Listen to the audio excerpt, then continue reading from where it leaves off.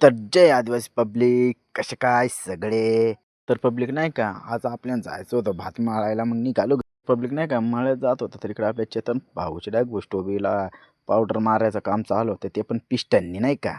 त्यांना भेटून मस्त इथून आपण आपल्या चवळीत आलो कारण की भात मळायच्या आधी आपल्याला चवळी पण बांधायची होती नाही का. मग काय एकदाशी केली सुरुवात. इकडं आपली फायनली चवळी पण बांधून झाली होती. चवळी बांधून झाल्यानंतर इकडे दोघं बापले काय मस्त भात सोंगायचं काम चालू होतं. आपल्याला भात मळायचं होतं त्याच्यामुळं आपण इकडे ताडपत्री पण आथरून दिली. बचत ताडपत्रीवर लाकूड पण ठेवून दिला नाही का.